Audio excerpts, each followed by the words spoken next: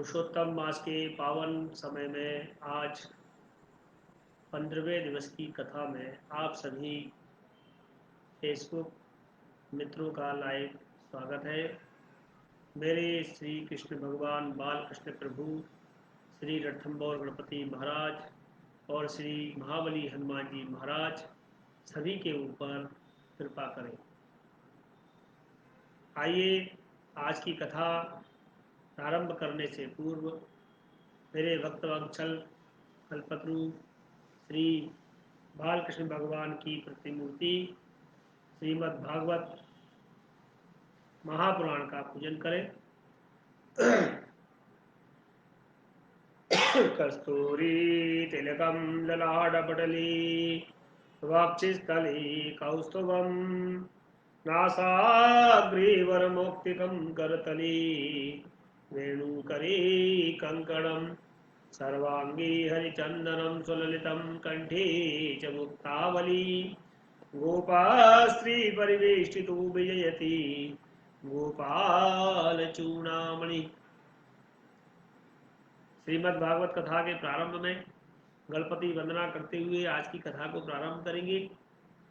गाइए गणपति जगवंदन, गाइए गणपति जगवंदन, शंकर सुवन भवानी नंदन, शंकर सुवन भवानी नंदन, गाइए गणपति जगवंदन, सिद्धि सदन गजवदन विनायक, सिद्धि सदन गजवदन विनायक, कृपा सिंधु सुंदर सबलायक, कृपा सिंधु सुंदर सबलायक, गाइए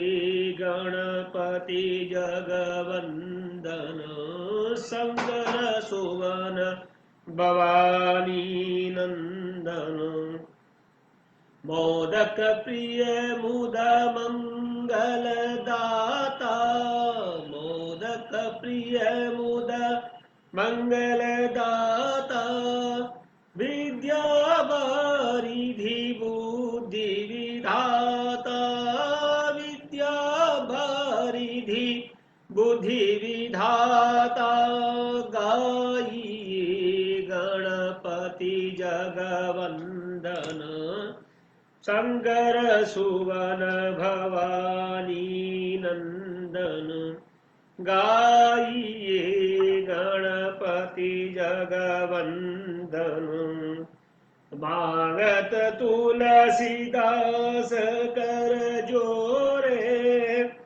मांगत तुलसीदास कर जोरे, बसहु राम सिय मानस मोरे, बसहु राम सिय मानस मोरे, शंकर सुवन भवानी नंदन, गाइए गणपति जगवंदन, गाइए गणपति जगवंदन, शंकर सुवन भवानी नंदन,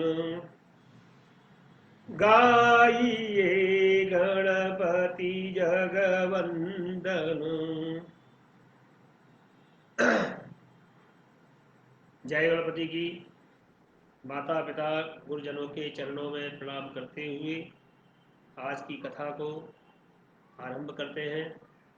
और जैसा कि हम पिछले काफ़ी समय से, आज हमारे 15 दिन हो गए हैं बाल कृष्ण भगवान की कथा को करते हुए, भगवान की कृपा से आज हम अर्ध पुरुषोत्तम मास की ओर आ गए हैं।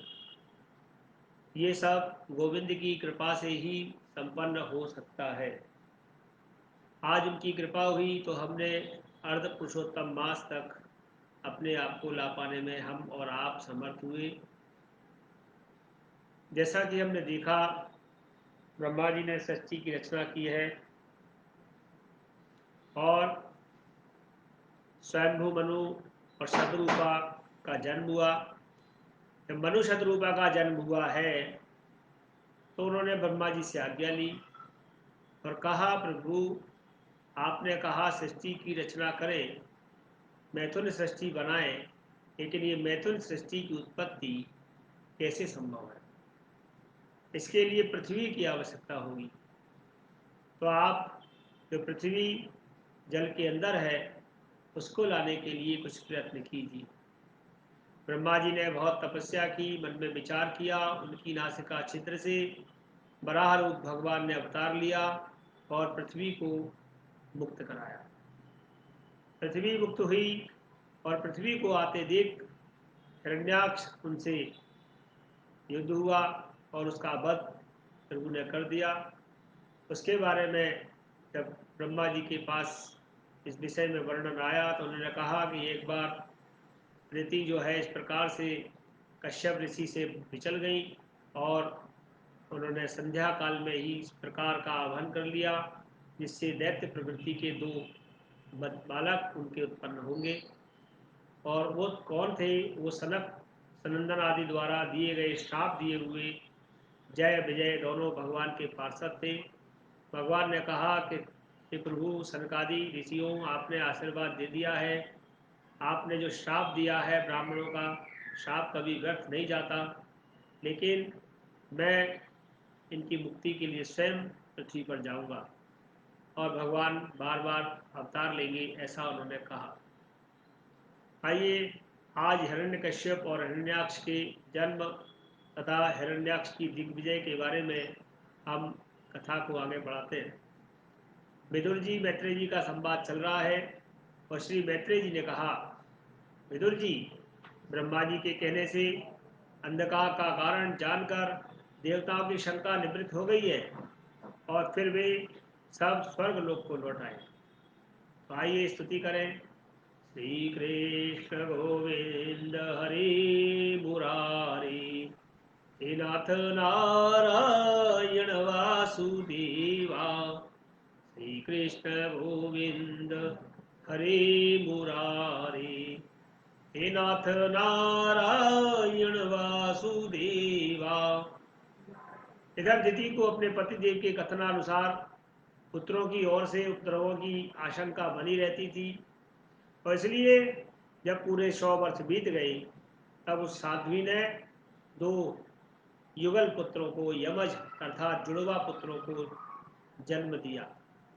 उनके जन्म लेते समय स्वर्ग, पृथ्वी और अंतरिक्ष में अनेकों उत्पात होने लगे जिनसे लोग अत्यंत भयभीत हो गए। जहां तहां पृथ्वी अपने पर्वत आदि कांपने लगे। सब दिशाओं में दाह अर्थात अग्नि रूपी हवा चलने लगी।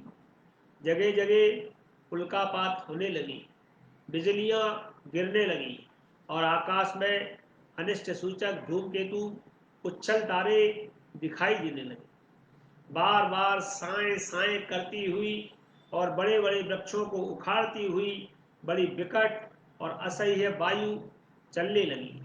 उस समय आंधी, उसकी सेना और उड़ती हुई धूल ध्वजा के समान जान पड़ती थी। बिजली जोर जोर से चमक कर मानो खिलखिला रही थी।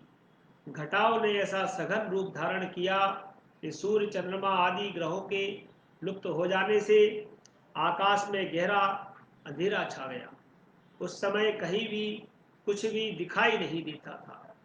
समुद्र दुखी मनुष्य की भांति कोलाहल करने लगा। उसी में ऊंची ऊंची तरंगें उठने लगी और इसके भीतर रहने वाले जीवों में बड़ी हलचल मच गई। नदियों तथा अन्य जलाशयों में भी बड़ी खलबली मच गई। उनके कमल सूख गए। सूर्य और चंद्रमा बार बार ग्रसे जाने लगे, जैसे राहु के द्वारा ग्रहण लग जाता है, इस प्रकार, तथा उनके चारों ओर अमंगल सूचक मंडल बैठने लगे। बिना बादलों के ही बादल गरजने लगे और तथा गुफाओं में रथ की घरघराहट का शब्द निकलने लगा। गांवों में गीदड़ और उल्लुओं के भयानक शब्द के साथ ही सियारियां मुख से देखती हुई आग उगलकर बड़ा अमंगल शब्द करने लगी। जहां तहां श्वान अपनी गर्दन ऊपर उठाकर कभी गाने कभी रोने के समान भांति भांति के शब्द करने लगे। विदुर जी झुंड के झुंड गधे और कठोर खुरों से पृथ्वी खोदते हुए रेखने का शब्द करने मतवाले होकर इधर उधर दौड़ने लगे। पक्षी गधों के शब्द से डरकर रोते चिल्लाते हुए घोंसलों से उड़ने लगे। उनकी थिरकों में बंधे हुए और वन में चरते हुए गाय बैल आदि पशु डर के मारे मलमूत्र त्यागने लगी। गौएं ऐसी डर गई कि दुहने पर भी उनके थनों से दूध के स्थान पर रक्त प्रवाह होने लगा। बादल पीव की वर्षा करने लगे। देव मूर्तियों के आंखों से आंसू बहने लगे। आंधी के बिना ही वृक्ष उखड़ उखड़ कर गिरने लगे।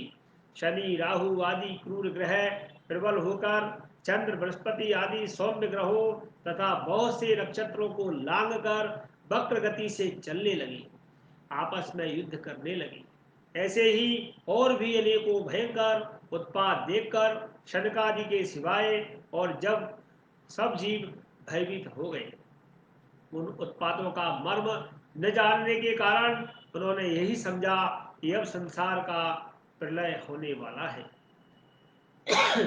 हे विदुर जी, वे दोनों आदि दैत्य जन्म के अनंतर शीघ्र ही अपने फौलाद के समान कठोर शरीर से बढ़कर महान पर्वतों के सदृश हो गए। उनका पूर्व पराक्रम भी प्रकट हो गया। वे इतने ऊंचे थे, उनके स्वर्णमय मुकुटों का अग्रभाग स्वर्ग को स्पर्श करने लगा। उनके विशाल शरीर में सारी दिशाएं आच्छादित हो जाती थी। उनकी भुजाओं में सोने के बाजूबंद चमचमा रहे थे। पृथ्वी पर जो वे एक एक कदम रखते थे उससे भूकंप होने लगता था, पृथ्वी कांपने लगती थी। और जब वे खड़े होते थे तब उनकी जगमगाती हुई चमकली गर्दनी से सुशोभित कमर अपने प्रकाश से सूर्य को भी मात करती थी। वे दोनों यमज थे। प्रजापति कश्यप ने उनका नामकरण किया। उनमें से जो उनके वीर से दिति के गर्भ में पहले स्थापित हुआ था उसका नाम हिरण्यकश्यप रखा गया, और जो दिति के उदर से पहले निकला वह हिरण्याक्ष के नाम से विख्यात हुआ। हिरण्यकश्यप ब्रह्मा जी के वर से मृत्यु भय से मुक्त हो जाने के कारण बड़ा उद्यत हो गया। उसने अपनी भुजाओं के बल से लोकपालों के सहित तीनों लोकों को अपने वश में कर रखा था। वह अपने छोटे भाई हिरण्याक्ष को बहुत चाहता था। वह भी सदा अपने बड़े भाई का प्रिय कार्य करता रहता। एक दिन वह हिरण्याक्ष हाथ में गदा लिए युद्ध का अवसर ढूंढता हुआ स्वर्गलोक में जा पहुंचा। उसका वेग बड़ा असह्य था। उसके पैरों में सोने के नूपुरों की झनकार हो रही थी। गले में विजय सूचक माला धारण की हुई थी और कंधे पर विशाल गदा रखी हुई थी। उसके मनोबल, शारीरिक बल तथा ब्रह्मा जी के जो वर से उसे मतवाला कर रखा था, इसलिए वह सर्वथा निरंकुश और निर्भय हो रहा था। उसे देखकर देवता लोग डर के मारे वैसे ही जहां तहां छिप जाते थे जैसे गरुड़ के डर से सांप छिप जाते हैं। जब दैत्यराज हिरण्याक्ष ने देखा कि मेरे तेज के सामने बड़े बड़े गर्वीले इंद्रादि देवता भी छिप गए हैं, तब उन्होंने अपने सामने न देखकर बार बार भयंकर गर्जना करने लगा। और फिर वह महाबली दैत्य वहां से लौटकर जल में क्रीड़ा करने के लिए मतवाले हाथी के समान गहरे समुद्र में चला गया, जिसमें लहरों की बड़ी भयंकर गर्जना हो रही थी। जो ही उसने समुद्र में पैर रखा कि डर के मारे वरुण की सैनिक जलचर जीव भी हकबका गए। किसी प्रकार की छेड़छाड़ न करने पर भी वे उसकी धाक से इतने घबराए और दूर भाग गए। महाबली हिरण्याक्ष अनेक वर्षों तक समुद्र में ऐसे ही घूमता रहा और सामने किसी प्रतिपक्षी को ना पाकर बार बार वायु वेग से उठी उसकी प्रचंड तरंगों पर ही अपनी लोहमयी गदा को आजमाता रहा। इस प्रकार घूमते घूमते वह वरुण की राजधानी विभावरीपुरी में जाकर रहने लगा। वहां पाताल लोक के स्वामी जलचरों के अधिपति वरुण जी को देखकर उसने उनकी हंसी उड़ाते हुए नीच मनुष्य की भांति प्रणाम किया और कुछ मुस्कुराते हुए व्यंग से कहा, महाराज मुझे युद्ध की भिक्षा दीजिए। प्रभु आप तो लोकपालक राजा और बड़े कीर्तिशाली हैं। जो लोग अपने को बाका वीर समझते थे उनके वीर मद को भी आप चूर्ण कर चुके हैं और पहले एक बार आपने समस्त संसार के दैत्य दानवों को जीतकर राजसूय यज्ञ भी किया था। उस मदोन्मत्त शत्रु के इस प्रकार बहुत उपयास करने से भगवान वरुणदेव को क्रोध तो बहुत आया, किंतु अपने बुद्धि बल से वे उसे पी गए। बदले में उससे कहा और कहने लगे, भाई हमें तो अब युद्धादि का कोई मन नहीं होता है। भगवान पुराण पुरुष के सिवा हमें और कोई ऐसा दिखता भी नहीं कि तुम जैसे रणकुशल वीर को युद्ध में संतुष्ट कर सके। दैत्यराज तुम उन्हीं के पास जाओ, वे ही तुम्हारी कामना को पूर्ण करेंगे। तुम जैसे वीर उन्हीं का गुणगान किया करते हैं, वे बड़े वीर हैं। उनके पास पहुंचते ही तुम्हारी सारी सेखी पूरी हो जाएगी और तुम स्वान के घिरकर स्वान की तरह वीर सैया शयन करोगे। वे तुम जैसे दुष्टों को मारने के लिए और सत्पुरुषों पर कृपा करने के लिए अनेक प्रकार के रूप धारण करते हैं। श्री कृष्ण गोविंद हरे मुरारी, हे नाथ नारायण वासुदेवा। श्री कृष्ण गोविंद हरे मुरारी, हे नाथ नारायण वासुदेवा। मैत्रेय जी कहते हैं, तदेव मार्कंड्य जलेश भासितम महामनास्तदिगण्य दुर्मदः हरेर्विदित्वा गतिमंग नारदात् रसातलम निर्विवेशोत्तरान्वितो। मैत्रेय जी ने कहा, तात वरुण जी की यह बात सुनकर वह मदोन्मत्त दैत्य बड़ा प्रसन्न हुआ। उसने उनके इस कथन पर कि तू उनके हाथ से मारा जाएगा कुछ भी ध्यान नहीं दिया और चट नारद जी से हरि का पता लगाकर रसातल में पहुंच गया। वहां उसने विश्व विजयी बराह भगवान को अपनी दाढ़ों की नोक पर पृथ्वी को ऊपर की ओर ले जाते हुए देखा। वे अपने लाल लाल चमकीले नेत्रों से उसके तेज को हर लेते थे। उन्हें देखकर वह खिलखिलाकर हंस पड़ा और बोला, अरे यह जंगली पशु यहाँ जल में कहां से आया? फिर बराजी ने कहा, अरे नासमझ, इधर आ, इस पृथ्वी को छोड़ दे। इसे विश्व विधाता ब्रह्मा जी ने हम रसातल वासियों के हवाले कर दिया है। रे शुकर रूपधारी स्वराधम, मेरे देखते देखते तुझे इसे लेकर कुशल पूर्वक नहीं जा सकता। तू माया से लुक छिप कर भी दैत्यों को जीत लेता है और मार डालता है। क्या इसी से हमारे शत्रुओं ने हमारा नाश कराने के लिए तुझे पाला है? मूर्ख, तेरा बल तो योग माया ही है और कोई पुरुषार्थ तुझ में थोड़े ही है। आज तुझे समाप्त करके मैं अपने बंधुओं का शोक दूर करूंगा। जब मेरे हाथ छूटी हुई गदा के प्रहार से सिर फूट जाने के कारण तुम मारे जाओगे, तब तेरी आराधना करने वाले जो देवता और ऋषि हैं वे सब भी जड़ कटे हुए वृक्षों की भांति स्वयं नष्ट हो जाएंगी। ऐसा हिरण्याक्ष कहने लगा।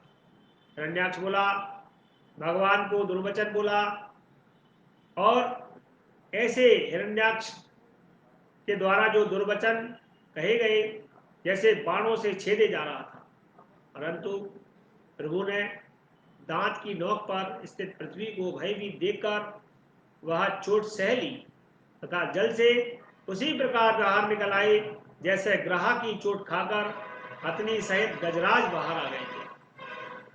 जब उसकी चुनौती का कोई उत्तर न देकर वे जल से बाहर आने लगे, तब ग्रहा जैसे पीछा करता है, उसी प्रकार पीले केस और तीखी दाढ़ों वाले उस दैत्य ने प्रभु का पीछा किया तथा वज्र के समान कड़क कर वह कहने लगा, तुझे भागने में लज्जा नहीं आती? सच है, असत पुरुषों के लिए कौन सा काम करने योग्य है। भगवान ने पृथ्वी को ले जाकर जल के ऊपर व्यवहार योग्य स्थान में स्थित कर दिया और उसमें अपनी आधार शक्ति का संचार कर दिया। उस समय हिरण्याक्ष के सामने ही ब्रह्मा जी ने उनकी स्तुति की और देवताओं ने फूल बरसाए।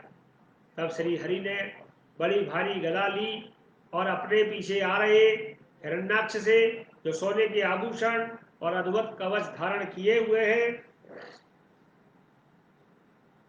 तथा अपने कटुक वाक्यों से उन्हें निरंतर मर्माहत कर रहा था, अत्यंत क्रोधपूर्वक हंसते हुए कहा। प्रभु ने कहा, अरे सचमुच ही हम जंगली जीव हैं, जो तुम जैसे ग्राम सिंहों को ढूंढते फिरते हैं। दुष्ट वीर पुरुष, तुम जैसे मृत्यु पाश में बंधे हुए अभागे से जीवों की आत्मशिलाग पर ध्यान नहीं देते। हाँ, हम रसातल वासियों की धरोहर चुराकर और लज्जा छोड़कर तेरी गदा के भय से यहां भाग आए हैं। हम में ऐसी सामर्थ्य ही है कहां कि तेरे जैसे द्वितीय वीर के सामने युद्ध में ठहर सके। प्रभु कहते हैं, फिर भी हम जैसे तैसे तेरे सामने खड़े हैं।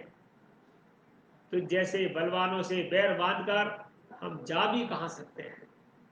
तू पैदल वीरों का सरदार है, इसलिए विसंग होकर उधेड़ बुन छोड़कर हमारा अनिष्ट करने का प्रयत्न कर रहा और हमें मारकर अपने भाई बंधुओं के आंसू पोंछ। अब इसमें देर न कर, जो अपनी प्रतिज्ञा का पालन नहीं करता वह असभ्य है, भले आदमियों में बैठने लायक नहीं है। मैत्रेय जी ने कहा, विदुर जी, जब भगवान ने रोष से उस दैत्य का इस प्रकार खूब उपहास और तिरस्कार किया, तब वह पकड़कर खिलाए जाते हुए सर्प के समान क्रोध से और तिलमिला उठा। वह खींच खींच कर लंबी सांसें भरने लगा।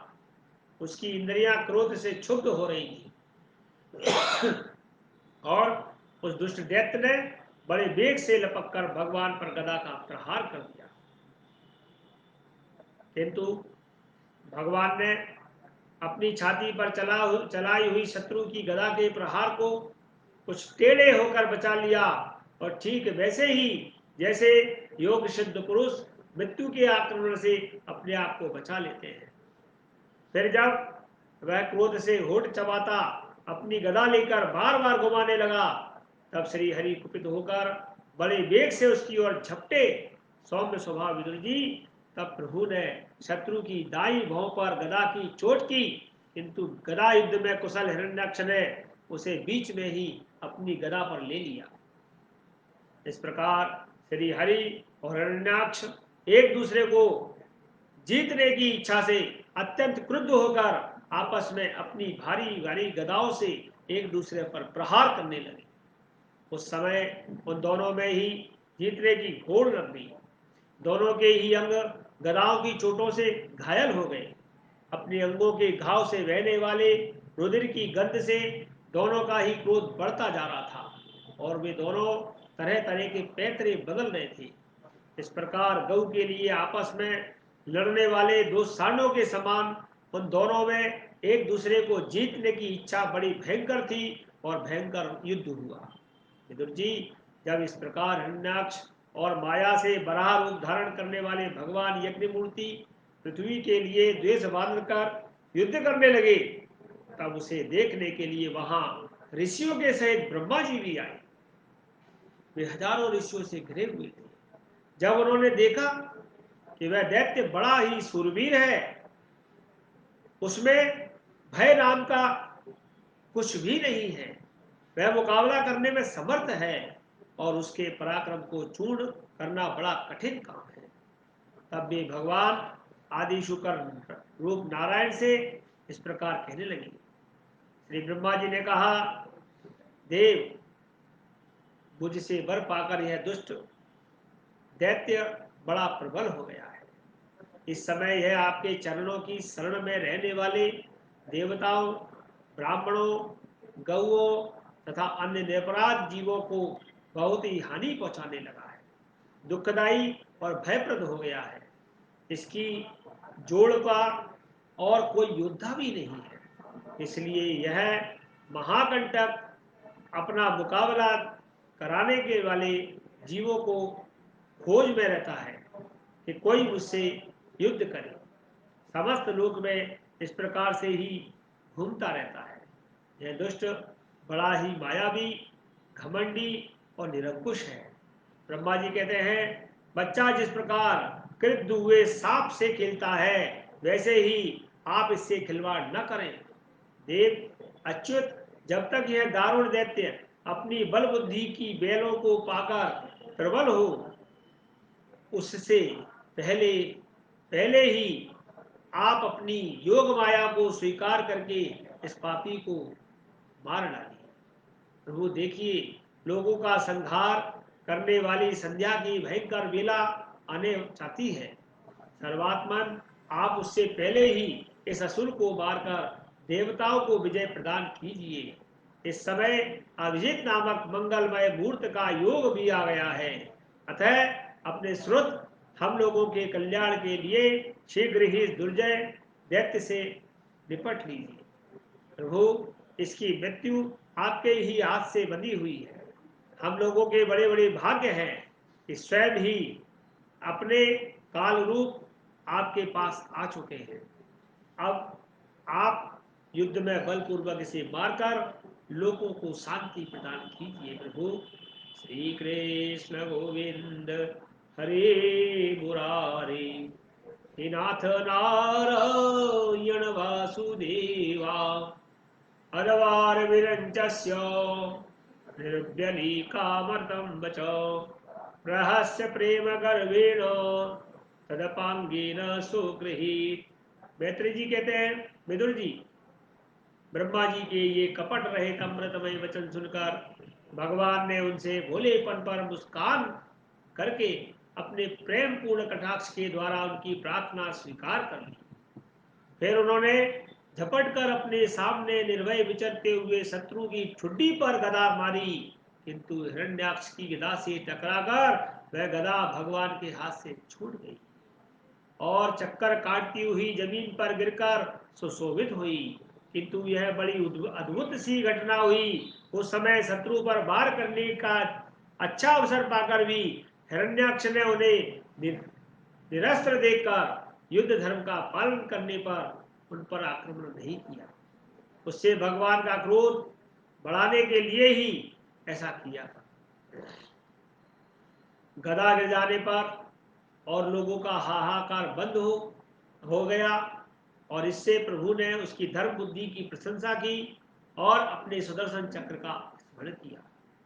चक्र तुरंत ही उपस्थित होकर भगवान के हाथ में घूमने लगा, किंतु वे अपने प्रमुख पार्षद दैत्याधम हिरण्याक्ष के साथ विशेष रूप से क्रीड़ा करने लगे।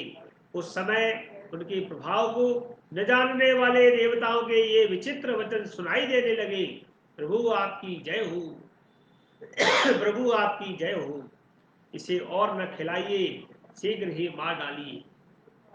जब हिरण्याक्ष ने देखा कमलदल लोचन श्री हरि उसके सामने चक्र लिए हुए खड़े हैं, तब उसकी सारी इंद्रियां क्रोध से तिलमिला उठी। वह लंबी सांसें लेता हुआ अपने दांतों से होठों को चबाने लगा। उस समय वह तीखी दाढ़ों वाला दैत्य अपने नेत्रों से इस प्रकार उनकी ओर घूरने लगा मानो यह भगवान को भस्म कर देगा। उसने उछलकर, ले अब तू नहीं बच सकता, इस प्रकार ललकारते हुए श्री हरि पर गदा से एक और प्रहार कर दिया। साधु स्वभाव विदुर जी, यज्ञ मूर्ति श्री भगवान ने शत्रु के देखते देखते लीला से ही अपने बाएं पैर से उसकी वह वायु के समान वेग वाली गदा पृथ्वी पर गिरा दी और उसने और उससे कहा, अरे दैत्य, तू मुझे जीतना चाहता है, इसलिए अपना शस्त्र उठा ले। और एक बार फिर वार कर। भगवान के इस प्रकार कहने पर उसने फिर गदा चलाई और बड़ी भीषण गर्जना करने लगा। गदा को अपनी ओर आते देखकर भगवान ने जहां खड़े थे वहीं से उसे आते ही अनायास इस प्रकार पकड़ लिया जैसे गरुड़ सांपनी को पकड़ लेता है। अपने उद्यम को इस प्रकार व्यर्थ होता हुआ देखकर वह महादैत्य का घमंड ठंडा पड़ गया और उसका तेज भी नष्ट हो गया। अब की बार भगवान के देने पर उसने उस गदा को लेना नहीं चाहा, किंतु जिस प्रकार कोई ब्राह्मण के ऊपर निष्फल अविचार करे, मुठ आदि चलाए, वैसे ही उसने श्री यज्ञ पुरुष पर प्रहार करने के लिए एक प्रज्वलित अग्नि के समान लपलपाता हुआ त्रिशूल लिया। महाबली हिरण्याक्ष का अत्यंत वेग से छोड़ा हुआ यह तेजस्वी त्रिशूल आकाश में बड़ी तेजी से चमकने लगा। तब भगवान ने उसे अपनी तीखी धार वाले चक्र से इस प्रकार काट डाला जैसे इंद्र ने गरुड़ जी के छोड़े हुए तेजस्वी पंख को काट डाला। भगवान के चक्र से अपने त्रिशूल के बहुत से टुकड़े हुए देखकर उसे और ज्यादा क्रोध आया। उसने पास आकर उनकी विशाल वक्षस्थल पर, जिस पर श्री वत्स का चिन्ह, श्री लक्ष्मी जी का चिन्ह सुशोभित है, कसकर घूसा प्रहार किया और फिर बड़े जोर जोर से गरज कर अंतर ध्यान हो गया। विदुर जी, जैसे हाथी पर पुष्पमाला की चोट का कोई असर नहीं होता, उसी प्रकार उसके इस प्रकार घूसा मारने से भगवान आदि बराह तनिक भी टस से मस नहीं हुए। तब वह महामायावी दैत्य मायापति श्री हरि पर अनेक प्रकार की मायाओं का प्रयोग करने लगा, जिन्हें देखकर सभी प्रजा बहुत डरी हुई थी और समझने लगी कि अब संसार का प्रलय होने वाला है। बड़ी प्रचंड आंधी चलने लगी। इसके कारण धूल से शव और अंधकार छा गया। सब ओर से पत्थरों की वर्षा होने लगी, जो ऐसे जान पड़ते थे मानो किसी क्षेपण यंत्र अर्थात गुलेल के द्वारा फेंके जा रहे हों। बिजली की चमचमाहट और कड़क के साथ बादलों के घिराने से आकाश में सूर्य, चंद्र आदि ग्रह छिप गए तथा उनके निरंतर पीप केश, रुधिर, विष्ठा, मूत्र और हड्डियों की वर्षा होने लगी। विदुर जी, ऐसे ऐसे पहाड़ दिखाई देने लगे जो तरह तरह के अस्त्र शस्त्र बरसा रहे थे। हाथ में त्रिशूल लिए, बाल खोले नंगी राक्षसियां दिखने लगी। बहुत से पैदल घुड़सवार, रथी और हाथियों पर चढ़े सैनिकों के साथ आता था यक्ष राक्षसों को मारो मारो, काटो काटो, ऐसा अत्यंत क्रूर और हिंसा में कोलाहल वहां पर सुनाई देने लगा। इस प्रकार प्रकट हुई उस आसुरी माया जाल का नाश करने के लिए यज्ञ मूर्ति भगवान बराह ने अपना प्रिय सुदर्शन चक्र छोड़ा और उस समय अपने पति का कथन स्मरण हो आने से दिति का हृदय सहसा कांप उठा और उसके स्तनों से रक्त बहने लगा। अपना माया जाल नष्ट हो जाने पर वह दैत्य फिर भगवान के पास आ गया।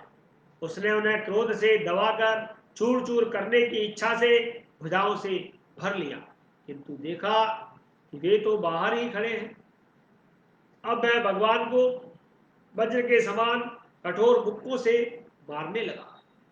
तब इंद्र ने जैसे वृत्तासुर पर प्रहार किया था, उसी प्रकार भगवान ने उसकी कनपटी पर एक तमाचा मारा और विश्व विजयी भगवान ने यद्यपि बड़ी उपेक्षा से तभी तमाचा मारा था, तो भी उसकी चोट से हिरण्याक्ष का शरीर घूमने लगा। उसके नेत्र बाहर निकल आए और हाथ पैर बाल छिन्न भिन्न हो गए। वह निष्प्राण होकर आंधी से उखड़े हुए विशाल वृक्ष के समान पृथ्वी पर गिर पड़ा। हिरण्याक्ष का तेज अब मलिन हो नहीं हुआ था। हिरण्याक्ष का तेज अभी भी बना हुआ है। उस कराल दाढ़ों वाले दैत्य को दांतों से होठ चबाते हुए पृथ्वी पर पड़ा देख वहां युद्ध देखने लिए आए हुए ब्रह्मादि देवता उसकी प्रशंसा करने लगे। क्या हो, ऐसी अलभ्य मृत्यु अहो, ऐसी अलम्ब मृत्यु किसको मिल सकती है। अपनी मिथ्या उपाधि से छूटने के लिए जिनका योगी जन समाधियों के द्वारा एकांत में ध्यान करते हैं, उन्हीं के चरण प्रहार से उनका मुख देखते देखते उस दैत्यराज ने अपना शरीर त्याग दिया। हिरण्याक्ष और हिरण्यकशिपु भगवान के ही पार्षद हैं। इन्हें साप बस या अधोगति प्राप्त हुई है। अब कुछ जन्मों में ये फिर अपने स्थान पर पहुंच जाएंगे। देवता लोग कहने लगे, प्रभु आपको बारंबार प्रणाम है। आप संपूर्ण यज्ञों का विस्तार करने वाले हैं तथा संसार की स्थिति के लिए शुद्ध सत्वमय मंगल विग्रह प्रकट करते हैं। बड़े आनंद की बात है कि संसार को कष्ट देने वाले यह दुष्ट दैत्य आपके द्वारा मारा गया। अब आपके चरणों की भक्ति के प्रभाव से हम सबको सुख शांति प्राप्त होगी।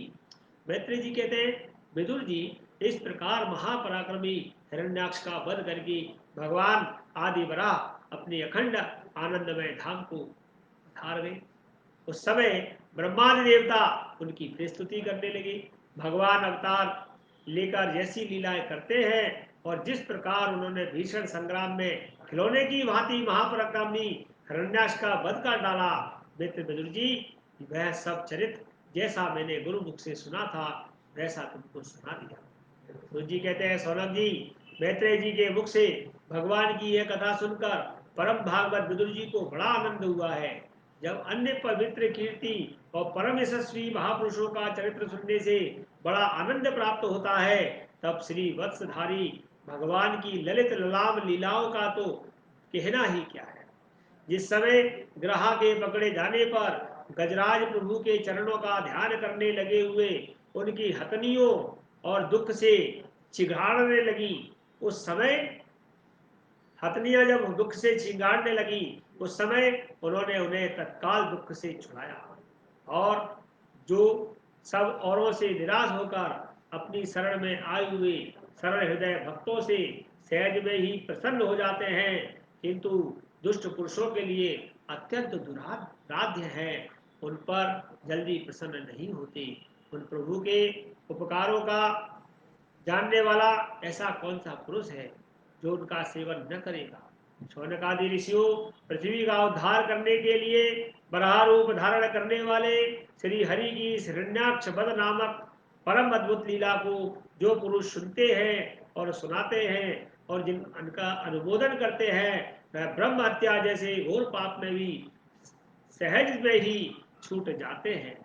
यह चरित्र अत्यंत पुण्यप्रद और परम पवित्र, धन और यश की प्राप्ति कराने वाला, आयु वर्धक है और कामनाओं की पूर्ति करने वाला है तथा युद्ध में प्राण और इंद्रियों की शक्ति बढ़ाने वाला है। जो लोग इसे नित्य श्रवण करते हैं उन्हें अंत में श्री भगवान का आश्रय प्राप्त होता है। श्री कृष्ण गोविंद हरे मुरारी, हे नाथ नारायण वासुदेवा। श्री कृष्ण गोविंद हरे मुरारी, हे नाथ नारायण वासुदेवा। एक बार गरुड़ जी अपनी माता विनिता को सांपों की माता कद्रू के दासी पने से मुक्त कराने के लिए देवताओं के पास से अमृत छीन लाए थे। तब इंद्र ने उनके ऊपर अपना वज्र छोड़ा और इंद्र का वज्र कभी व्यर्थ नहीं जाता, इसलिए उसका मान रखने के लिए गरुड़ जी ने अपना एक पर गिरा दिया था और उसे उस वज्र से काट डाला। आइए ब्रह्मा जी की रची हुई अनेक प्रकार की सृष्टि का वर्णन अब आगे सुनते हैं। शौनक जी क्या कहते हैं। शौनक जी कहते हैं, सूत जी, पृथ्वी रूप आधार पाकर स्वयंभू मनु ने आगे होने वाली संतति को उत्पन्न करने के लिए किन किन उपायों का अवलंबन किया। विदुर जी बड़े ही भगवत भक्त और भगवान श्री कृष्ण के अनन्य स्वरूप थे, इसलिए उन्होंने अपने बड़े भाई धृतराष्ट्र को उनके पुत्र दुर्योधन के सहित भगवान श्री कृष्ण का अनादर करने के कारण अपराधी समझकर त्याग दिया था। वे महर्षि द्वैपायन के पुत्र थे और महिमा में उनसे किसी प्रकार कम नहीं थे तथा सब प्रकार भगवान श्री कृष्ण के आश्रित और कृष्ण भक्तों के अनुगामी थे। तीर्थ सेवन के उससे उनका अंतःकरण और शुद्ध हो गया था। ऐसे विदुर जी, उन्होंने कुशावर्त क्षेत्र हरिद्वार में बैठे हुए तत्वज्ञानियों में श्रेष्ठ मैत्रेय जी के पास जाकर और क्या क्या पूछा प्रभु। सूत जी, उन दोनों में वार्तालाप होने पर श्री हरि के चरणों में संबंध रखने वाली बड़ी पवित्र कथाएं हुई होंगी, जो उन्हीं चरणों से निकले हुए गंगा जल के समान संपूर्ण पापों का नाश करने वाली होती होंगी। सूत जी, आपका मंगल हो। आप हमें भगवान की वे पवित्र कथाएं सुनाइए। प्रभु के उदार चरित्र तो कीर्तन करने योग्य होते हैं, भला ऐसा कौन रसिक होगा जो श्री हरि के लीलामृत पान करते करते तृप्त हो जाए। नैमिषारण्यवासी मुनियों के इस प्रकार पूछने पर उग्रश्रवा सूत जी ने भगवान में चित्त लगाकर उनसे कहा, सुनिए। सूत जी कहने लगे, मुनिगण, अपनी माया से बड़ा रूप धारण करने वाले श्री हरि की रसातल में पृथ्वी को निकाल ले और खेल खेल में ही तिरस्कार पूर्वक हिरण्याक्ष को मार डालने की लीला सुनकर विदुर जी बड़े आनंदमय हो चुके हैं। उन्होंने मुनिवर मैत्रेय जी से कहा, प्रजापति पति सृष्ट्वा प्रजा सर्गे प्रजापतिन किम आरभत वे ब्रह्मन् प्रभुम व्यक्त मार्गविद। विदुर जी ने कहा, ब्रह्मन, आप परोक्ष विषयों को भी जानने वाले हैं, अतः यह बतलाइए कि प्रजापतियों के पति श्री ब्रह्मा जी ने मरीचि आदि प्रजापतियों को उत्पन्न करके फिर सृष्टि को बढ़ाने के लिए और क्या किया। मरीचि आदि मुनीश्वरों ने और स्वयंभू मनु ने ब्रह्मा जी की आज्ञा से किस प्रकार प्रजा की वृद्धि की। क्या उन्होंने इस जगत के को पत्नियों के सहयोग से उत्पन्न किया या अपने अपने कार्य में स्वतंत्र रहकर अथवा सबने एक साथ मिलकर जगत की रचना की। मैत्रेय जी ने कहा, विदुर जी, जिसकी गति को जानना अत्यंत कठिन है, उस जीवों के प्रारब्ध, प्रकृति के नियंता पुरुष और काल, इन तीन हेतुओं से तथा भगवान की सन्निधि से त्रिगुणमय प्रकृति में क्षोभ होने पर भी उसमें महत् तत्व उत्पन्न हुआ। देवताओं की प्रेरणा से रज प्रधान महत् तत्व से वैकारिक, सात्विक, राजस और तामस तीन प्रकार का अहंकार उत्पन्न हुआ। उसने आकाश आदि पांच पांच तत्वों के अनेक वर्ग प्रकट किए। वे सब अलग अलग रहकर भूतों के कार्य रूप ब्रह्मांड की रचना नहीं कर सकते थे, इसलिए उन्होंने भगवान की शक्ति से परस्पर संगठित होकर एक स्वर्ण वर्ण अंड की रचना की। वह अंड चेतना शून्य अवस्था में 1000 वर्षों से भी अधिक समय तक कारणावधि में जल में पड़ा रहा था और फिर उसमें श्री भगवान ने प्रवेश किया। उसमें अधिष्ठित होने पर भी उनकी नाभि से सहस्र सूर्यों के समान अत्यंत दैदीप्यमान एक कमल जो प्रकट हुआ, जो संपूर्ण जीव समुदाय का आश्रय था, उसी से ब्रह्मा जी का भी आविर्भाव हुआ है। जब ब्रह्मांड के गर्भरूप जल में शयन करने वाले श्री नारायण देव ने ब्रह्मा जी के अंतःकरण में प्रवेश किया, तब वे पूर्व कल्प में अपने ही द्वारा निश्चित की हुई नाम की रूपमयी व्यवस्था के अनुसार लोकों की रचना कर दी। सबसे पहले उन्होंने अपनी छाया से तामिश्र, फिर अंधतामिश्र, तम, मोह, महामोह 5 प्रकार की अविद्या उत्पन्न की। ब्रह्मा जी को अपना तमोमय शरीर अच्छा नहीं लगा, अतः उन्होंने उसे त्याग दिया। तब जिसमें भूख प्यास की उत्पत्ति होती है, ऐसे रात्रि रूप शरीर को उसी से उत्पन्न हुए यक्ष और राक्षसों ने ग्रहण कर लिया। उस समय भूख प्यास से अभिभूत होकर वे ब्रह्मा जी को खाने के लिए ही दौड़ पड़े और कहने लगे, इसे खा जाओ, इसकी रक्षा मत करो, क्योंकि वे भूख प्यास से व्याकुल हो रहे थे। ब्रह्मा जी ने घबराकर उनसे कहा, अरे यक्ष राक्षसों, तुम मेरी ही संतान हो, इसलिए मुझे भक्षण मत करो, मेरी रक्षा करो। उनमें से जिन्होंने कहा खा जाओ, वे यक्ष हो गए, जिन्होंने कहा रक्षा मत करो वे राक्षस हो गए। फिर ब्रह्मा जी ने सात्विकी प्रभा से दैदीप्यमान होकर मुख्य मुख्य देवताओं की रचना की। उन्होंने क्रीड़ा करते हुए ब्रह्मा जी के त्यागने पर उनका वह दिन रूप प्रकाशमय शरीर ग्रहण कर लिया। उनके पश्चात ब्रह्मा जी ने अपने जगन देश से कामाशक्त असुरों को उत्पन्न किया। वे अत्यंत काम लोलुप होने के कारण उत्पन्न होते ही मैथुन के लिए ब्रह्मा जी की ओर चले। यह देखकर पहले तो वे हंसे, किंतु फिर उन निर्लज्ज असुरों को अपने पीछे लगा देख भयभीत होकर और क्रोधित होकर बड़े जोर से भागे।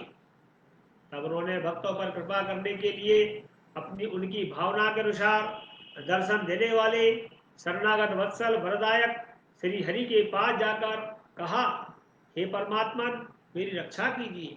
मैंने तो आपकी ही आज्ञा से प्रजा उत्पन्न की थी, किंतु यह तो पाप में प्रवृत्त होकर मुझको ही तंग करने चली आ रही है।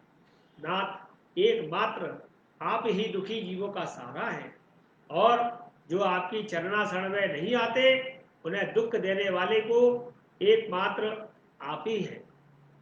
इसलिए हे प्रभु, प्रभु तो प्रत्यक्षवत सबके हृदय की जानने वाले आप ही हैं। उन्होंने ब्रह्मा जी की आतुरता देखकर कहा, तुम अपने इस काम कलुषित शरीर को त्याग दो।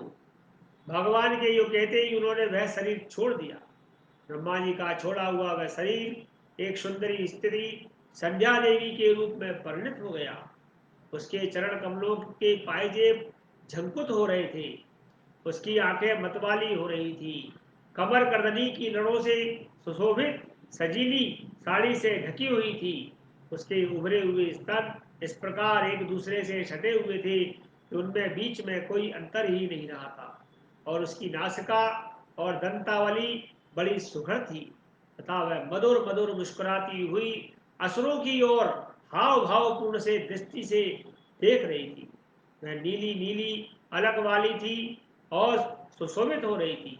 सुकुमारी मानो लज्जा के मारे अपने अंचल में सिमटी हुई थी। विदुर जी वो सुंदरी के देखकर सबके सब असुर मोहित हो गए। अहो इसका कैसा विचित्र रूप, कैसा अलौकिक धैर्य, कैसी नई अवस्था है। देखो हम काम पीड़ितों के बीच में ये कैसी बेपरवाह विचरण कर रही है। इसी प्रकार उन कुबुद्धि दैत्यों ने स्त्री रूपणी संध्या के विषय में तरह तरह के तर्क वितर्क करके फिर उसका बहुत आदर करते हुए प्रेम पूर्वक पूछा, सुंदरी तुम कौन हो और किसकी पुत्री हो? भामिनी यह तुम्हारे आने का प्रयोजन क्या है? तुम अपने अनूप रूप का यह बेबोल सौदा दिखाकर हम अभागों को क्यों तरसा रही हो? अबले तुम कोई भी क्यों ना हो, हमें तुम्हारा दर्शन हुआ, यह बड़े सौभाग्य की बात है। तुम अपनी गेंद उछाल उछाल कर जो हम दर्शकों को मन को मथे डालती हो। सुंदरी जब तुम उछलती हुई गेंद पर अपनी हथेली ठपकी मारती हो तब तुम्हारा चरण कमल एक जगह नहीं ठहरता, तुम्हारा कटे प्रदेश भार से थक जाता है। तुम्हारी निर्बल दृष्टि से थकावट झलकने लगती है। अहो तुम्हारा केशपाश कैसा सुंदर है। इस प्रकार स्त्री रूप में प्रकट हुई उस सायंकालीन संध्या ने उन्हें अत्यंत कामासक्त कर दिया है, और उन मूर्खों ने उसे कोई रमणी रत्न समझकर ग्रहण कर लिया। तब उसके बाद ब्रह्मा जी ने गंभीर भाव से हंसकर अपनी कांतिमयी मूर्ति से, जो अपने सौंदर्य का मानो आप ही आस्वादन कर रही थी, गंधर्व और अप्सराओं को उत्पन्न किया। उन्होंने ज्योत्सना रूप चंद्रिका और अपने उस कांतिमय प्रिय शरीर को त्याग दिया। उसी को विश्वावसु आदि गंधर्वों ने प्रसन्नता पूर्वक ग्रहण कर लिया। उसके पश्चात भगवान ब्रह्मा ने अपनी तंद्रा से भूत पिशाच उत्पन्न किए। उन्हें दिगंबर वस्त्रहीन और बाल बिखेरे देख उन्होंने आंखें मूंद ली। ब्रह्मा जी के त्यागे हुए उस जम्भाई रूप शरीर को भूत पिशाचों ने ग्रहण कर लिया।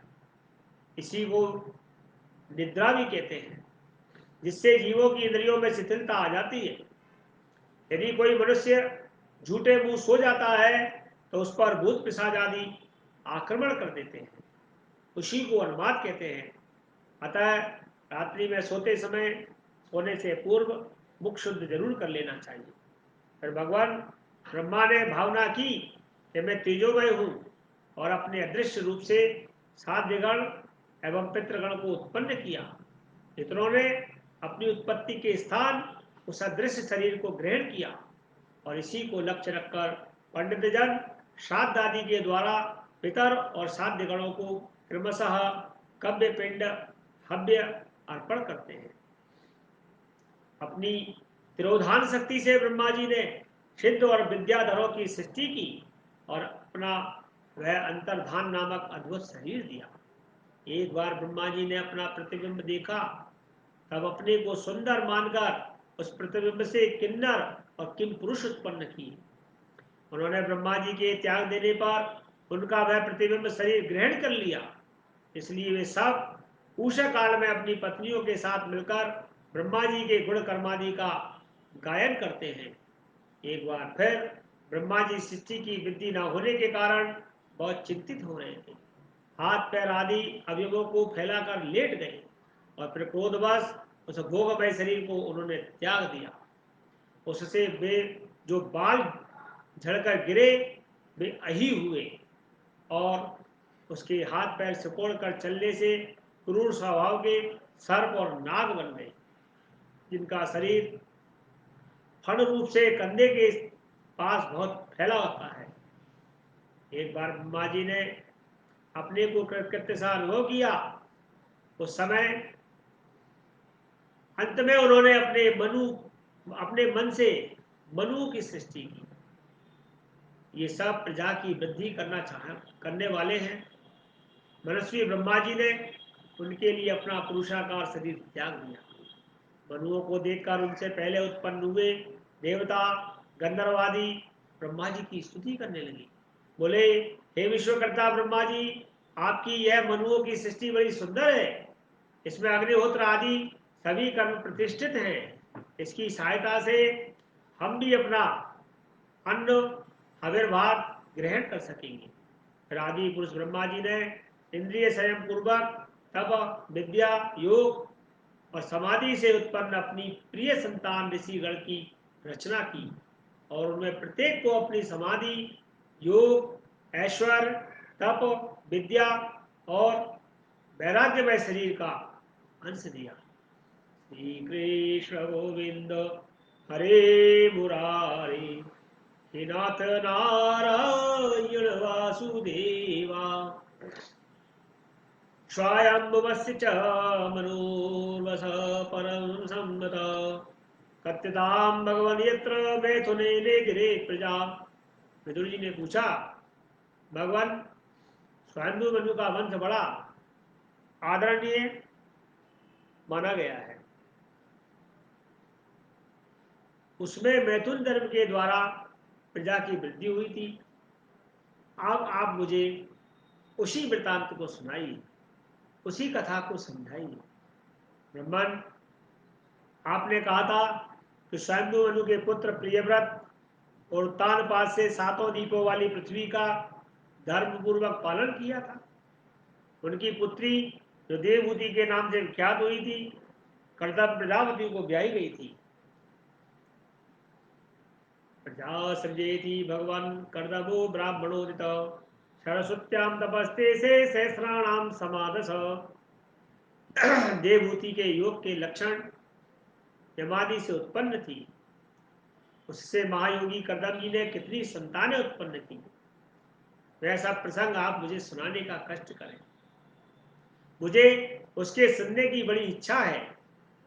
इसी प्रकार भगवान रुचि और ब्रह्मा जी के पुत्र दक्ष प्रजापतियों ने भी मनु जी की कन्याओं का जो पाणी ग्रहण करने पर उनसे किस किस प्रकार कौन कौन सी संतानों को उत्पन्न किया, यह सारा चरित्र मुझे सुनाइए प्रभु। मैत्रेय जी ने कहा, विदुर जी, जब ब्रह्मा जी ने भगवान कर्दम को आज्ञा दी कि तुम संतान की उत्पत्ति करो, तो उन्होंने 10,000 वर्षों तक सरस्वती नदी के तीर पर तपस्या की। एकाग्र चित्र से प्रेम पूर्वक पूजन उपचार द्वारा शरणागत वरदायक श्री हरि की आराधना करने लगी। सब तब सत्युग के आरंभ में कमल नयन भगवान श्री हरि ने उनकी तपस्या से प्रसन्न होकर उन्हें अपने शब्द ब्रह्ममय स्वरूप में मूर्तिमान होकर दर्शन दिए।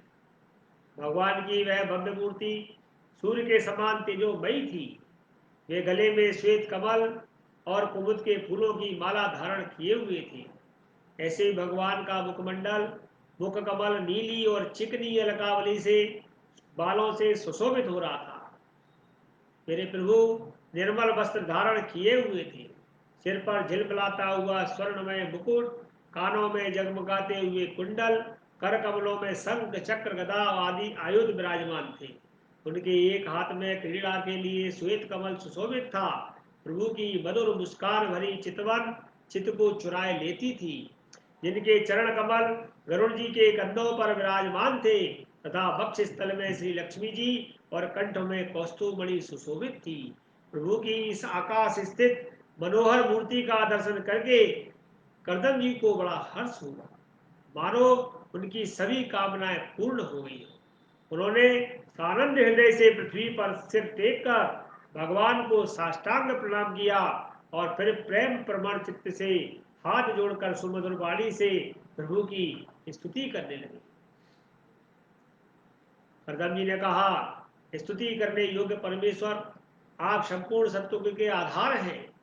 योगी जन उत्तरोत्तर शुभ योनियों में जन्म लेकर अंत में योगस्थ होने पर आपके दर्शनों की इच्छा करते हैं। आज आपका वही दर्शन पाकर हमें नेत्रों का फल मिल गया है। आपके चरण कमल भवसागर से पार जाने के लिए जहाज के समान है। जिनकी बुद्धि आपकी माया से मारी गई है, वे ही उन तुच्छ क्षणिक विषय सुखों के लिए जो नरक में भी मिल सकते हैं उन चरणों का आश्रय लेते हैं। किंतु स्वामिन, आप तो उन्हें वे विषय भोग भी दे देते हैं। हे प्रभु, आप कल्प वृक्ष हैं। आपके चरण समस्त मनोरथों को पूर्ण करने वाले हैं। मेरा हृदय काम कलुषित है और मैं भी अपने अनुरूप स्वभाव वाली और गृहस्थाश्रम के पालन में सहायक शीलवती कन्या से विवाह करने के लिए आपके चरण कमलों की शरण में आया। सर्वेश्वर, अब आप संपूर्ण लोकों के अधिपति हैं। नाना प्रकार की कामनाओं में फंसा हुआ हूँ। यह लोक आपकी वेद वाणी रूप डोरी में बना हुआ है।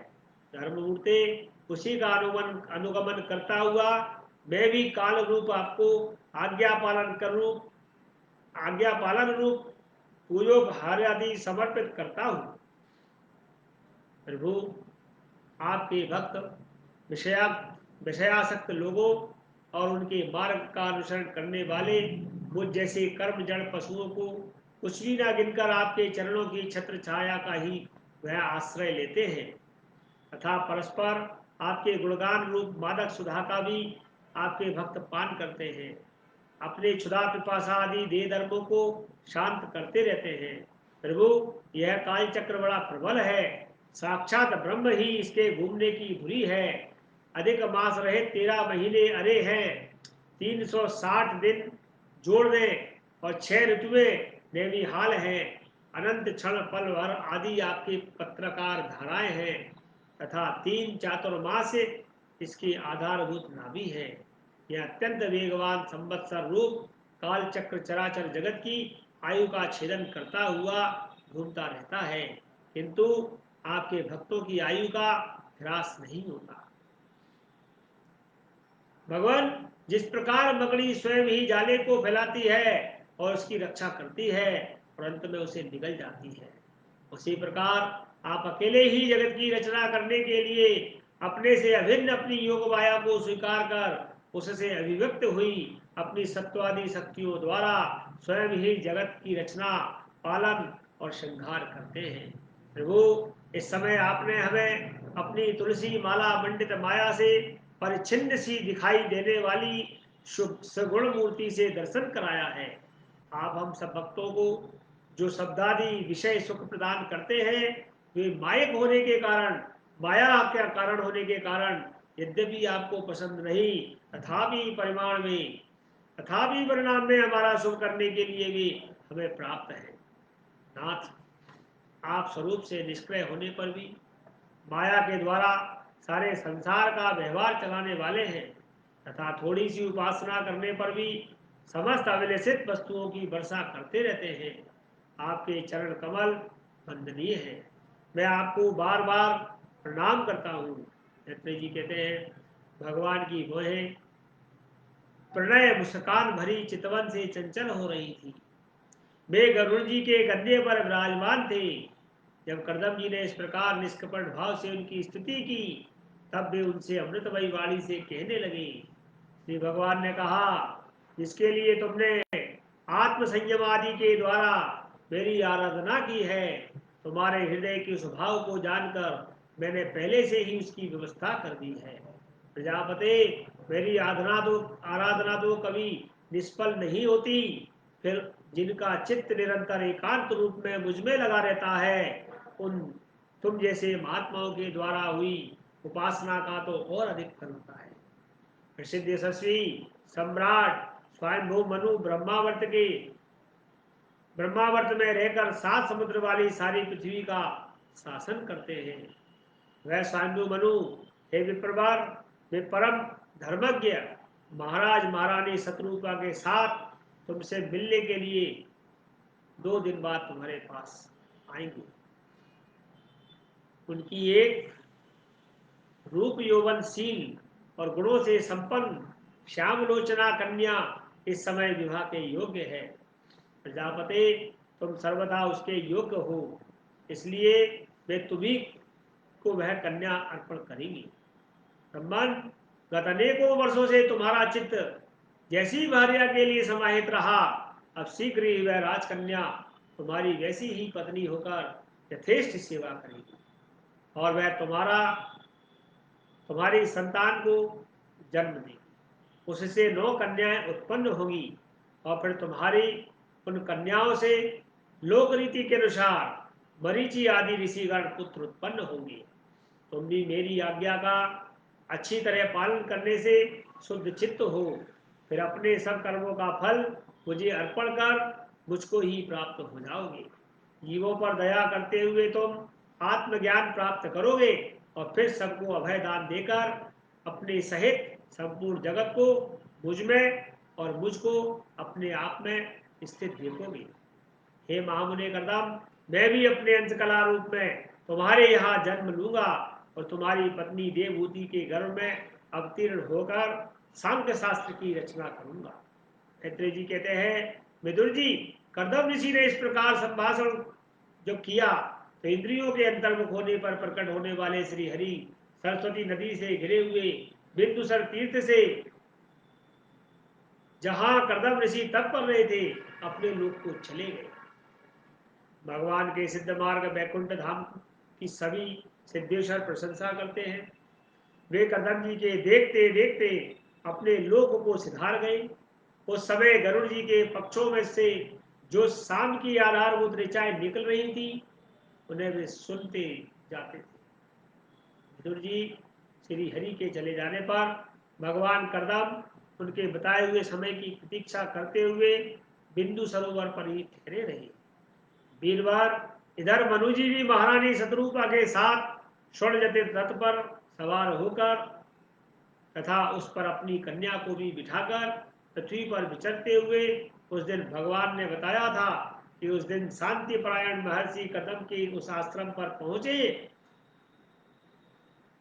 सरस्वती के जल से भरा हुआ यह बिंदु सरोवर वही स्थान है जहां अपने शरणागत भक्त कर्दम के प्रति उत्पन्न हुई अत्यंत करुणा के वशील हुए भगवान के नेत्रों से आंसुओं की बूंदें गिरी थी। यह तीर्थ बड़ा पवित्र है, इसका जल कल्याणमय है और अमृत के समान मधुर है तथा महर्षि गण सदा इसका सेवन करते हैं। उस समय बिंदु सरोवर पवित्र वृक्ष लताओं से घिरा हुआ था, जिनमें तरह तरह की बोली बोलने वाले पवित्र मृग और पक्षी रहते थे। वह स्थान सभी ऋतुओं के फल और फूलों से संपन्न था और सुंदर वन श्रेणी भी उसकी शोभा बढ़ाती थी। वह झुंड के झुंड मतवाले पक्षी चहक रहे थे, मतवाले भौरे मंडरा रहे थे। उन्मत्त मयूर अपने पिछ फैला फैलाकर नट की भांति नृत्य कर रहे थे और मतवाले कोकिल कूह कूह करके मानो एक दूसरे को बुला रहे थे। वे आश्रम कदम्ब, चंपक, अशोक, करंज, बकुल, असन, कुंद, मंदार, कुटज और नए नए आम के वृक्षों से अलंकृत था। वह जलकाक, बतख आदि जल पर तैरने वाले पक्षी, हंस, कुरर, जलमुर्ग, सारस, चकवा और चकोर मधुर स्वर से कलरव कर रहे थे। हरिण, शूकर, स्याही, नीलगाय, हाथी, लंगूर, पृथ्वी सिंह, बानर, नेवले और कस्तूरी मृग आदि पशुओं से भी वह आश्रम घिरा हुआ था। आदिदेव महाराज मनु ने उस उत्तम तीर्थ में कन्या के सहित पहुंचकर देखा कि मुनिवर कर्दम अग्निहोत्र से निवृत्त होकर बैठे हुए हैं। बहुत दिनों तक उग्र तपस्या करने के कारण वे शरीर से बड़े तेजस्वी दिखाई पड़ते हैं। अब भगवान के स्नेहपूर्ण चितवन के दर्शन और उनके उच्चारण किए हुए कर्णामृत रूप सुमधुर वचनों को सुनने से इतने दिनों का तपस्या करने पर भी वे विशेष दुर्बल नहीं जान पड़ते हैं। उनका शरीर लंबा था, नेत्र कमल दल के समान विशाल और मनोहर थे, सिर पर जटाएं सुशोभित हो रही थी, कमर में चीर वस्त्र थे और वे निकट से देखने पर बिना शान पर चढ़ी हुई महामूल्य मणि के समान मलिन जान पड़ते थे।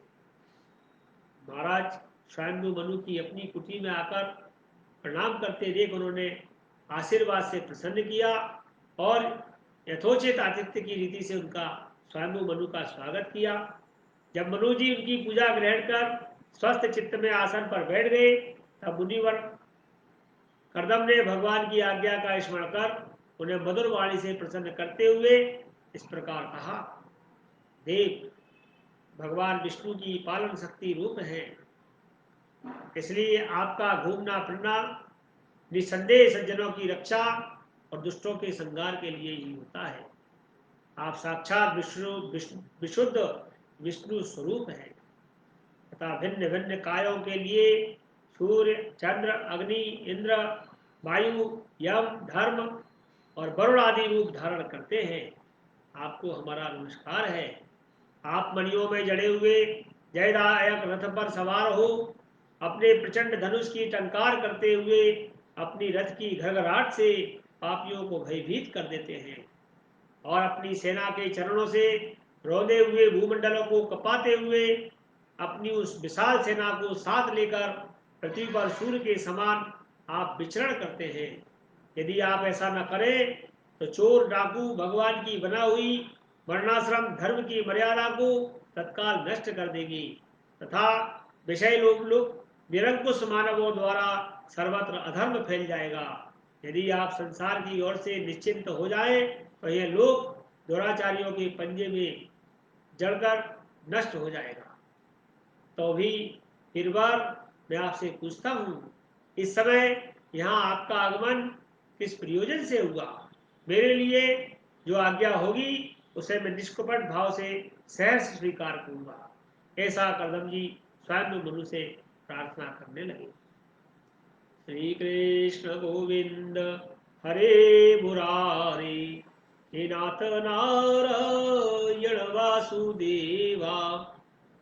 मैत्रेय उवाचो, मैत्रेय जी कहते हैं कि विदुर जी, इस प्रकार जब कर्दम जी ने मनु जी के संपूर्ण गुणों और कर्मों की श्रेष्ठता का वर्णन किया तो उन्होंने उन निवृत्ति परायण मुनि से कुछ सकुचा कर कहा। मनु जी ने कहा, उन्हें वेद मूर्ति भगवान ब्रह्मा ने अपने वेदमय विग्रह की रक्षा के लिए तप विद्या और योग से संपन्न तथा विषयों से अनासक्त आप ब्राह्मणों को अपने मुख से प्रकट किया है और फिर उन सहस्त्र चरणों वाले विराट पुरुष ने आप लोगों की रक्षा के लिए ही अपनी सहस्रों भुजाओं से हम क्षत्रियों को उत्पन्न किया है। इस प्रकार ब्राह्मण उनके हृदय और क्षत्रिय उनके शरीर कहलाते हैं। अतः एक ही शरीर से संबद्ध होने के कारण अपनी अपनी एक और दूसरे की रक्षा करने वाले उन ब्राह्मण और क्षत्रियों की वास्तव में श्री हरि ही रक्षा करते हैं। जो समस्त कार्य कारण रूप होकर भी वास्तव में निर्विकार है। आपके दर्शन मात्र से ही मेरे सारे संदेह दूर हो गए, क्योंकि आपने मेरी प्रशंसा के लिए स्वयं ही प्रजा पालन की इच्छा वाले राजा के धर्मों का बड़े प्रेम से निरूपण किया। आपका दर्शन अजितेंद्रिय पुरुषों को बड़ा दुर्लभ है। मेरा बड़ा भाग्य है जो मुझे आपका दर्शन प्राप्त हुआ और मैं आपके चरणों की मंगलमयी रज अपने सिर पर चढ़ा सका। मेरे भाग्योदय से ही आपने मुझे राजधर्मों की शिक्षा देकर मुझ पर महान अनुग्रह किया और मैंने भी शुभ प्रारब्ध का उदय होने से ही आपकी पवित्र वाणी कान खोलकर सुनी। उन्हें इस कन्या के इसलिए बस मेरा चित्त बहुत चिंताग्रस्त हो रहा है। अतः मुझ दीन की यह प्रार्थना आप कृपा करके सुने। यह मेरी कन्या जो प्रियवत और उत्तानपाद की बहन है, अवस्थाशील और गुण आदि में अपने योग्य पति की को इच्छा पाने की इच्छा रखती है। जब से इसने नारद जी के मुख से आपके शील, विद्या, रूप, आयु और गुणों का वर्णन सुना है, तभी से यह आपको अपना मान बैठी है। निजवर मैं बड़ी श्रद्धा से आपको यह अपनी कन्या अर्पण करना चाहता हूँ। आप इसे स्वीकार कीजिए। यह ग्रस्तोचित कार्य के लिए सब प्रकार आपके योग्य है। जो भोग स्वतः प्राप्त हो जाए उसकी अवहेलना करना विरक्त पुरुष को कभी उचित नहीं है। फिर विषयासक्त की तो बात ही क्या। जो पुरुष स्वयं प्राप्त हुए भोग का निरादर कर फिर किसी कृपण के आगे हाथ पसारते हैं, उसका बहुत फैलाया हुआ यश भी नष्ट हो जाता है और दूसरों के तिरस्कार से मान भंग हो जाता है। विद्वान, मैंने सुना है आप विवाह करने के लिए उद्यत हैं। आपका ब्रह्मचर्य एक सीमा तक है। आप नैष्ठिक ब्रह्मचारी तो है नहीं, इसलिए अब आप इस कन्या को स्वीकार कीजिए। मैं इसे आपको अर्पित करता हूँ। श्री कर्दम मुनि ने कहा, ठीक है, मैं विवाह करना चाहता हूँ और आपकी कन्या का अभी किसी के साथ वागदान नहीं हुआ है, इसलिए हम दोनों का सर्वश्रेष्ठ ब्राह्म विधि से विवाह होना चाहिए, यह उचित है। राजन, वेदोक्त विवाह विधि में प्रसिद्ध जो गृभणादि थे इत्यादि मंत्रों से बताया गया है, संतानोत्पादन रूप मनोरथ है, वह आपकी इस कन्या के साथ हमारा संबंध सफल होने से सफल होगा। भला जो अपनी अंग कांति से आभूषण आदि की शोभा को भी तिरस्कृत कर रही है, आपकी इस कन्या का कौन आदर नहीं करेगा। एक बार यह अपने महल की छत पर गेंद खेल रही थी और गेंद के पीछे इधर उधर दौड़ने के कारण इसके नेत्र चंचल हो रहे थे तथा पैरों की पायजब मधुर झनकार करते थे। उस समय इसे देखकर विश्वावसु गंधर्व मोहवश सचेत होकर अपने विमान से गिर पड़ा था। वही इस समय यहाँ आकर स्वयं प्रार्थना कर रही है। ऐसी अवस्था में कौन समझदार पुरुष इसे स्वीकार नहीं करेगा। यह तो साक्षात आप महाराज श्री स्वयंभू मनु की दुलारी कन्या है और उत्तानपाद की प्यारी बहन है तथा यह रमणियों के रत्न के समान है। जिन लोगों ने कभी श्री लक्ष्मी जी के चरणों की उपासना नहीं की है, उन्हें तो इसका दर्शन भी नहीं हो सकता। अतः मैं आपकी साध्वी कन्या को अवश्य स्वीकार करूंगा, किंतु एक शर्त के साथ। जब तक इसके संतान न हो जाएगी तब तक मैं ग्रस्त धर्मानुसार इसके साथ रहूंगा। उसके बाद भगवान के बताए हुए संन्यास प्रधान हिंसा रहित शमदमादि धर्मों को ही अधिक महत्व दूंगा, जिनसे इस विचित्र जगत की उत्पत्ति हुई है, जिनमें यह लीन हो जाता है, जिनके आश्रय में यह स्थित है। मुझे तो वे प्रजापतियों के पति भगवान श्री अनंत ही सबसे अधिक मान्य है। मैत्रेय जी कहते हैं, प्रचंड धनुर्धर विदुर कर्दम जी केवल इतना ही कह सके और फिर वे हृदय में भगवान कमलनाभ का ध्यान करते हुए मौन हो गए। उस समय उनके मंद हास्य युक्त मुख कमल को देखकर देवहूति का चित्त लुभा गया। मनु जी ने देखा कि इस संबंध में महारानी शत्रुपा और राजकुमारी की स्पष्ट अनुमति है। अतः उन्होंने अनेक गुणों से संपन्न कर्दम जी को उन्हीं के समान गुणवती कन्या का प्रसन्नता पूर्वक वाग्दान कर दिया। महारानी शत्रुपा ने भी अपनी बेटी दामाद को बड़े प्रेम पूर्वक बहुत से बहुमूल्य वस्त्र, आभूषण और गृहस्थी के पात्र आदि दहेज में दिए। इस प्रकार सुयोग्य वर को अपनी कन्या देकर महाराजा मनु निश्चित हो गए। चलते वार उसका वियोग न सह कर सकने के कारण उन्होंने उत्कंठावश विवलचित होकर उसे अपनी छाती से लगा लिया और बेटी बेटी कहकर रोने भी लगे। उनकी आंखों से आंसू की झरनी झड़ने लगी। उन्होंने देवभूति के सिर के सारे बालों को अपने अश्रुओं से भिगो दिया। फिर वे मुनिवर कर्दम से पूछकर उनकी आज्ञा ले रानी के साथ रथ पर सवार हुए और अपने सेवकों सहित ऋषिकुल सेवित सरस्वती नदी के दोनों तीरों पर मुनियों के आश्रमों की शोभा देखते हुए अपनी राजधानी में चले गए।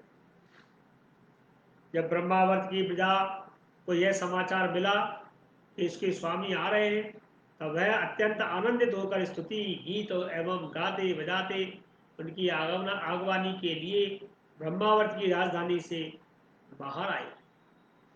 सब प्रकार की संपदाओं से युक्त बृहस्पति नगरी मनुजी की राजधानी थी, जहां पृथ्वी को रसातल से ले जाने के पश्चात शरीर कांपते समय श्री भगवान के रोम झड़कर गिर गए। वे रोम ही निरंतर हरे भरे रहने वाले कुश और कास बन गए, जिनके द्वारा मुनियों के यज्ञ में विघ्न डालने वाले दैत्यों का तिरस्कार कर भगवान यज्ञ पुरुष को यज्ञों द्वारा आराधना की गई। महाराज मनु ने भी बड़ा भगवान से भूमि रूप निवास स्थान प्राप्त होने पर इसी स्थान में कुश और कास की बरही अर्थात चटाइयां बिछाकर श्री यज्ञ भगवान की पूजा की थी, जिसे बृहस्पतिपुरी में मनुजी निवास करते हैं। उसमें पहुंचकर उन्होंने अपने त्रितापनाशक भवन में प्रवेश किया। वहां अपनी भार्या और संतति के सहित वे धर्म, अर्थ और मोक्ष के अनुकूल भोगों को भोगने लगे। प्रातःकाल होने पर गंधर्वगण अपनी स्त्रियों के सहित उनका गुणगान करते थे, किंतु मनुजी उसमें आसक्त न होकर प्रेम पूर्ण हृदय से श्री हरि की कथाएं ही सुना करते थे। इच्छानुसार भोगों का निर्माण करने में कुशल थे, किंतु मननशील और भगवत परायण होने के कारण भोग उन्हें किंचित भी विचलित नहीं कर पाते थे। भगवान विष्णु की कथाओं का श्रवण, ध्यान, रचना, निरूपण करते रहने के कारण उनके मनवंतर को व्यतीत करने वाले क्षण कभी व्यर्थ नहीं जाते थे। इस प्रकार जागृत आदि तीनों अवस्थाओं में अथवा तीनों गुणों को अभिभूत करके उन्होंने भगवान वासुदेव की कथा प्रसंग में अपने मनवंतर के 71 युग पूरे कर लिए। व्यासनंदन विदुर जी, जो पुरुष श्री हरि के आश्रित रहते हैं उसे शारीरिक, मानसिक, दैविक, मानसिक अथवा भौतिक दुख किसी प्रकार भी कष्ट नहीं पहुंचा सकते। मनु जी निरंतर समस्त प्राणियों के हित में लगे रहते हैं। मुनियों के पूछने पर उन्होंने मनुष्यों के तथा समस्त वर्ण और आश्रमों के अनेक प्रकार के मंगलमय धर्मों का भी वर्णन किया है, जो मनु संहिता में उपलब्ध है। जगत के प्रथम सम्राट महाराजा मनु वास्तव में कीर्तन के योग्य थे। यह हमने उनके अद्भुत चरित्र का वर्णन सुना और अब उनकी कन्या देवभूति का प्रभाव हम कल की कथा में सुनेंगे। श्री कृष्ण गोविंद हरे मुरारे, हे नाथ नारायण वासुदेवा। श्री कृष्ण गोविंद हरे मुरारे, हे नाथ नारायण वासुदेवा। जय गणपति की। आज की कथा को यह विश्रांति देते हैं। हमारे सभी भक्तों की भगवान रक्षा करें। माता पिता गुरुजनों के चरणों में प्रणाम करते हुए मैं सभी के लिए भगवान से प्रार्थना करूँगा कि इस घोर संकट में प्रभु सबकी रक्षा करे, हमारी भी रक्षा करे और हमारी वाणी को इस प्रकार चलाते रहें, हमारे कानों को इसी प्रकार हरि की कथा श्रवण कराते रहें और हम सब निरंतर प्रतिदिन इस प्रकार जुड़े रहें और भगवत भजन करते रहें। आज की कथा को यहाँ विश्रांति देते हैं, कल मिलेंगे पुनः 7:30 बजे। जय गणपति की। श्री कृष्ण गोविंद हरे मुरारे।